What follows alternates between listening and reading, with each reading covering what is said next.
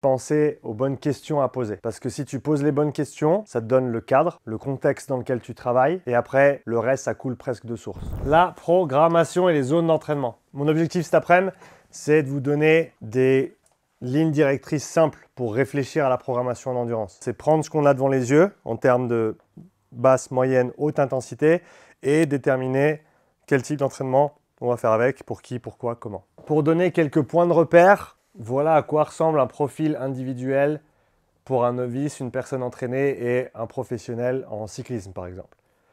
Donc un novice, il a peut-être un seuil 1 à 50 watts, un seuil 2 à 100 watts et une puissance maximale sur 2-3 secondes à plus de 300 watts. Quelqu'un d'entraîné, seuil 1 150, seuil 2 240, puissance maximale 1200 et un professionnel, seuil 1 320 watts, seuil 2 420 watts, puissance maximale 1800 ou plus. Donc c'est dire à quel point une intensité peut être trois choses complètement différentes. Tu vois, si tu prends, je sais pas, 220 watts, ben on est à basse intensité, largement à basse intensité pour un cycliste pro. On est à moyenne intensité pour quelqu'un d'entraîné. Et on est déjà presque au bout de sa vie pour quelqu'un qui n'a pas beaucoup d'entraînement sur le vélo. Ok ?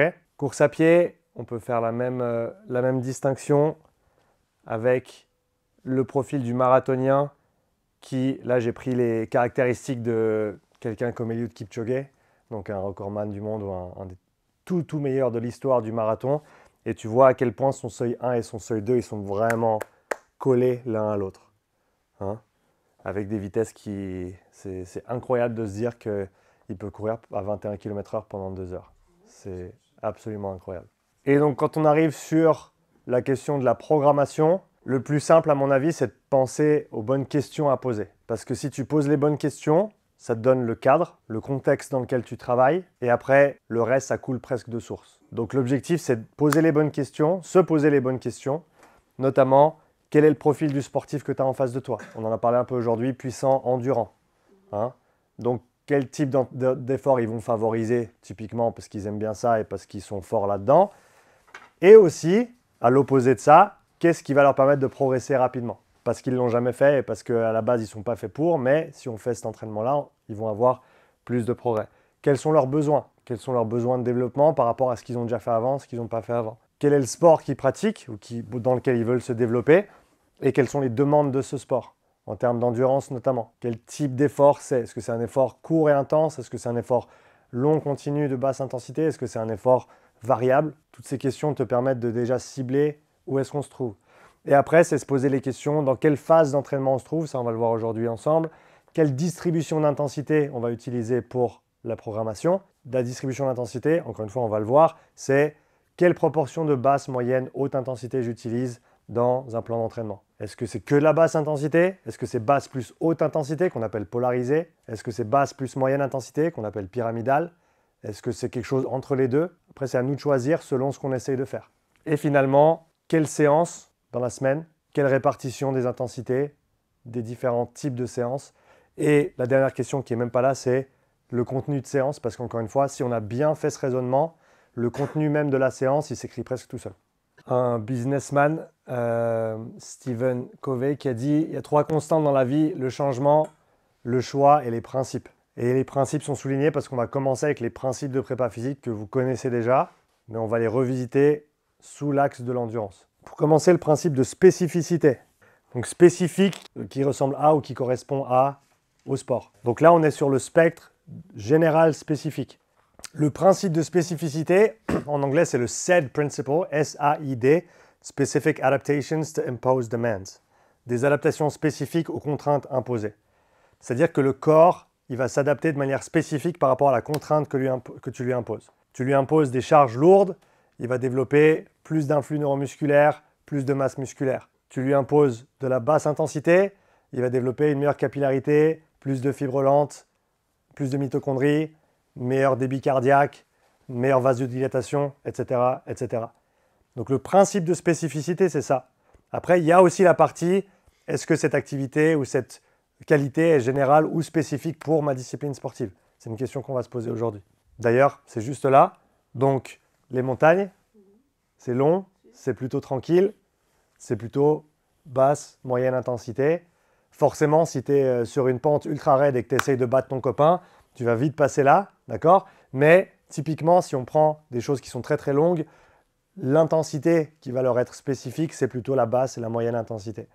Les crossfitters, étant donné que la majorité du travail est entre 3 et 15 minutes sur les WOD ou les Metcon, certes, il y a les Hero WODs qui tournent de temps en temps et puis tu te la mets pendant 1 heure, mais typiquement, c'est de la haute intensité.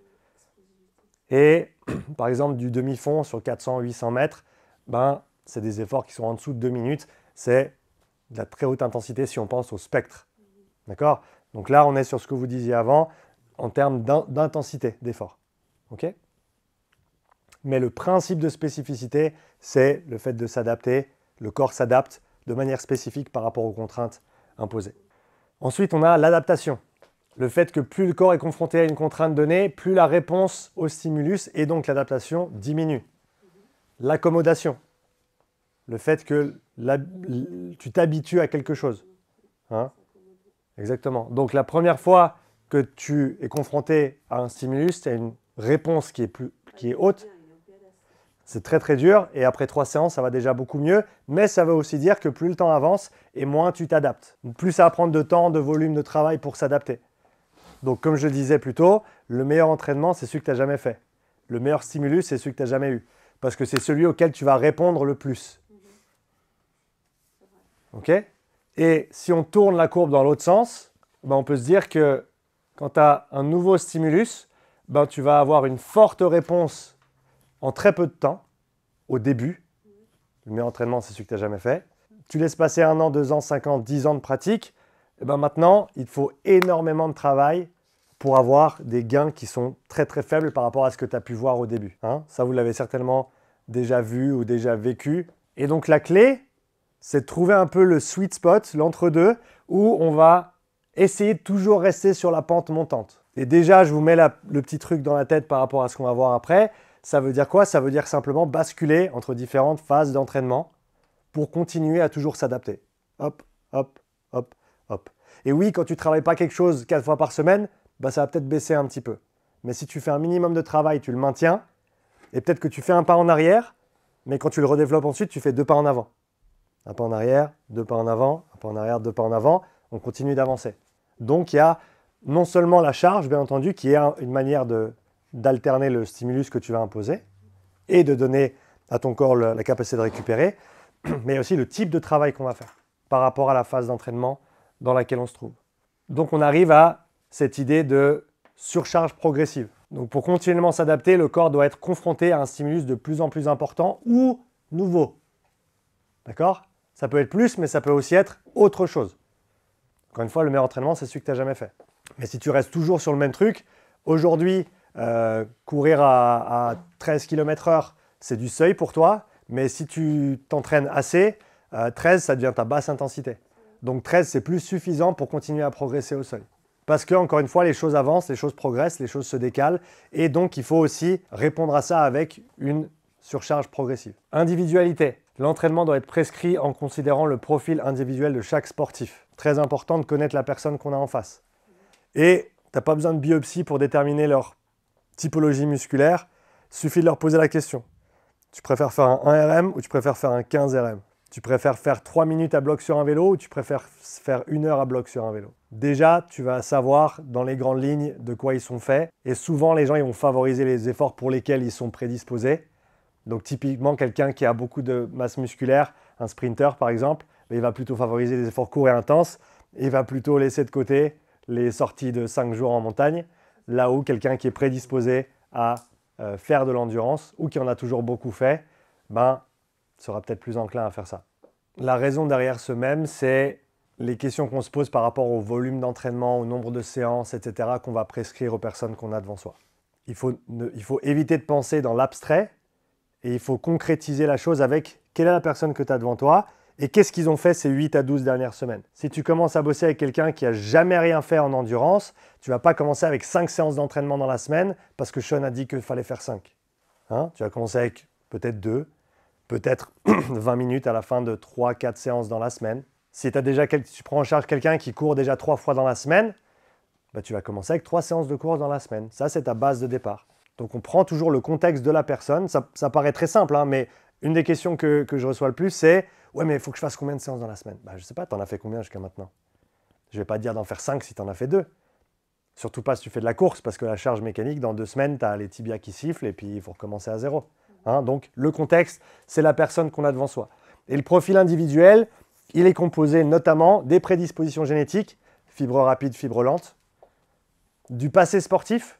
Hein, si tu as passé 10 ans à faire de la natation, il y a des chances que ton endurance haut du corps, elle soit pas trop mal quand tu passes au crossfit et que tu dois faire de la gym, par exemple. Mais si tu viens de la gym et que tu dois commencer à courir, ben, tes jambes n'auront pas la même capacité à encaisser du volume que quelqu'un qui a fait du rugby pendant 10 ans. Donc prendre ces choses-là en considération quand on réfléchit à quel type d'entraînement on va proposer, quelle modalité on va utiliser. Et forcément la pratique actuelle. Qu'est-ce que tu as fait ces 2, 3, 6 derniers mois? Ça va nous informer sur la suite du programme.